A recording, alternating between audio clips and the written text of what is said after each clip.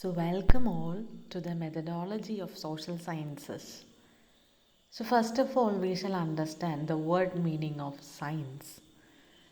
Even though we are going to deal in detail regarding methodology of social science, first we'll have to understand the meaning of science so that we can dwell deep into the subject matter. So, what exactly is science? Everybody knows the answer, that is, it is a systematized body of knowledge, and it is derived from the Latin word scientia. Science means knowledge. So it is a systematic study of how the world works, how each and everything occur. So it represents an attempt to determine the cause and effect. So it is trying to observe, experiment and describe and also explain what is happening in and around or the natural phenomena. So it refers to the organized body of knowledge people have gained using that system. So, science may be briefly defined as a method using a rational inquiry, a very rational inquiry based on empirical testing of facts. So, it is having rational inquiry, a detailed study, and also empirical testing is there. So, it is scientifically proven and tested. Scientific knowledge is knowledge that has been systematically gathered, classified, related, and interpreted. So, the word science often describes a systematic field of study or the knowledge gained from it. So, different dictionaries define science in different ways. So, one such definition is knowledge attained through the study or practice, knowledge covering general truth of the operation of general laws, that is obtained and tested through scientific method concerned with physical world. So that means science is indulged in discovery and invention to advance the existing state of knowledge. So it is trying to increase the existing knowledge. Every existing state of knowledge present instances that demand further explanation. So whatever that is known to us have to be made much clear. What is that is unknown to us have to be made known to us. So science answers all these things. So it develops what people try to solve, especially their problems, in a systematic method, and solutions are developed in a scientific and experimental way, and experience grows. The development of particular science begins with the observations. Observer try to find out the regularities and make generalization. So science has different branches. So it is obtained, tested, and have a systematic method. So scientific, as such, different branches of science are physical science, earth science. For example, we can use physical science, earth science, etc. as branches of science. There are a lot more branches. For example, natural, pure science, formal science, applied science, etc., life science, mathematical science, social science, etc. We classify scientific knowledge into four. Roughly, we can classify it into four.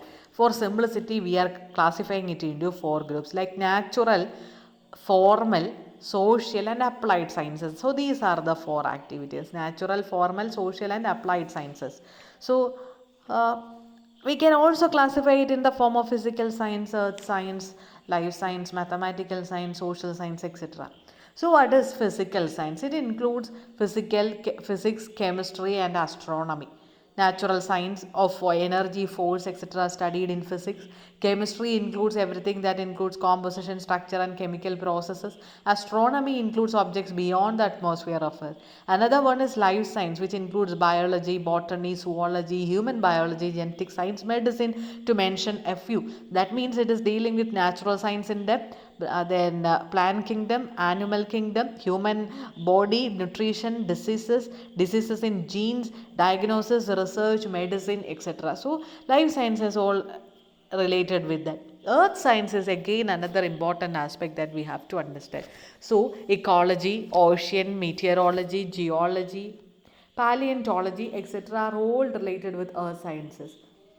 There are certain subjects that is a blend of physics, chemistry, and biology, like biochemistry, that means organic chemistry, biophysics, biotechnology, etc. So all these comes together.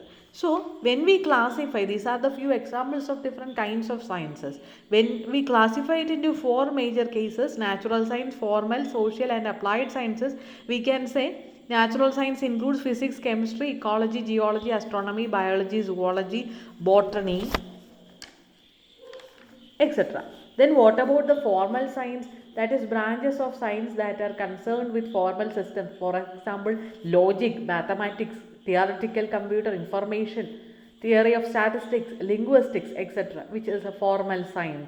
So methods of formal science are essential in construction of especially testing scientific models. Models means the most simplified version of a real situation. So mathematics, known as science of numbers, is classified in as a formal science. Then we have another category, the social science, which is studying about the society, the study of the society. For example, anthropology, archaeology, economics, education, linguistics, political science, psychology, sociology, geography, history, and law. Natural, formal, and social science can make up the fundamental science. And we have another category, as mentioned earlier, that is applied sciences. So applied sciences include biological science, physical science. For example, applied mathematics, engineering, medicine, computer science, etc. All these are parts of applied science. To be clear, mathematical sciences is a group of area that studies mathematics into and those brought into the academic disciplines. When it comes to social science, it includes anthropology, economics, geography, history, law, political science, psychology, sociology, etc. So, and finally, applied science have a lot more, like engineering, applied mathematics, etc. So now we have to see the next part of our study, that is evolution of scientific approach. What exactly is scientific approach? What do we call scientific approach? What is the early methodology? Who are those greatest men and thinkers behind this kind of an idea? So who is that? So scientific approach simply means, scientific method simply means technique for investigating a phenomenon, acquiring new knowledge, and also to integrate previous knowledge. So something we have to understand, something we have to gain knowledge, and we have to understand whether it is true or not. So we are doing an inquiry, and this inquiry is measurable, and it is based on the principles of reasoning. So whatever we want to understand should have a reason, and scientific method is helping all these things. It is investigating, it is acquiring new knowledge, and it is integrating, blending what we already know, all the traditional systems that we know. So the scientific method is a process for experimentation. That means it is used to explore observations and answer questions. So it is going to do various explorations. We know everything. We have dig about dinosaurs. We have learned about why corona is existing till now. What is the reason for all these things? And we are trying to make hypotheses about that. We are going to research on that. We are going to ask questions on that. So even though we show the scientific method as a series of steps, it means information is collected at various level, and we are doing an interactive process in order to understand what is happening. So we'll be asking questions, we'll go back to research, we'll read out many activities, we'll have a hypothesis, we'll experiment, we'll proceed, we'll work on that, we'll analyze the data, we'll again interview, we will again make hypothesis, we do a lot of things, we do a lot of communications. So all these aspects take place in a step-by-step scientific manner. So it is meant to find out the new knowledge, to archive and restore all these things, to communicate everything, to understand and extend what is existing. So this is the main purpose of scientific method. So it is not necessary that science increase truthfulness on the total information. So the history of science, that means the evolution of knowledge as an organization, and it is a group of information. So the science is extremely layered, or almost 400 years of time. So we chronicle the transition of different activities or aspects. For example, organism, we have to understand that is from it is migrating from sea to land, borderless, developing ice, arrival of flowering plants, demise of dinosaurs, etc. Why these conclusions are made? That is the best example. That is, these conclusions are made out of scientific exploration. And why it happens? It happens because we are making certain research, we are trying to have research on all these activities, and that research has dealt to find out the development of science and various other aspects. So what is happening in the for years? So why the evolution of scientific approach? So far we have just mentioned or just have given an introduction. So the scientific method has a methodology, and it is a debatable concept, but natural philosophers and all of them have found out what is the rationale behind all these things. Early methodology was developed by Babylonians, Greeks, and many other thinkers, even Aristotle.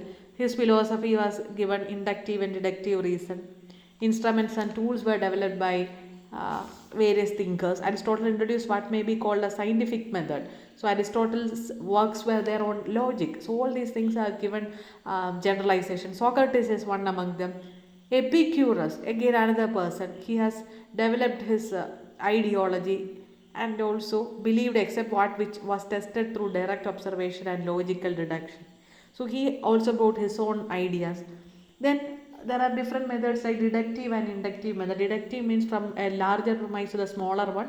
Inductive means from a smaller premise we are making a general conclusion. So inductive and experimental methods came about these times. So it started off with the Middle Ages, in which the Islamic word, ancient Greek, etc. were present. Then Ibn al-Hayyan was the first person in his wonderful books on optics. He developed a scientific method very similar to what we are developed, that is explicit problem, test on criticism, publishing the findings, etc. All these things has happened. That is quite common in modern era. Muslim scholars have found out, like Al-Baruni, Al-Rahi, etc. were the first scholars on various aspects. Abu Jabir, Ibn Sina, all these were titans of the history of science.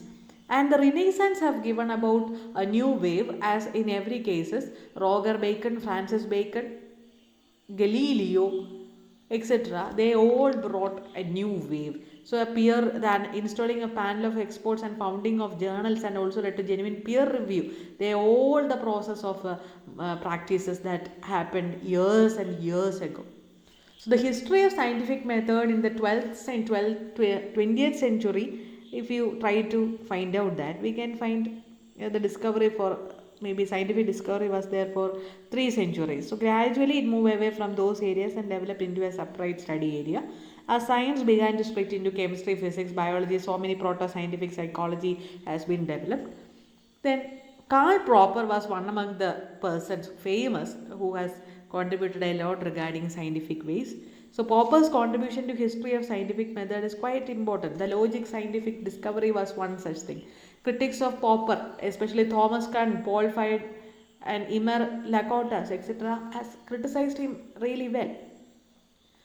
So the history of a scientific method, from the past it has developed and now it is moving into the future. So that means we are passing on the hereditary given to us from the Greeks, Muslims and Renaissance, and now we are taking up to the new level. So that means we can move on to the next aspect, that is social science disciplines.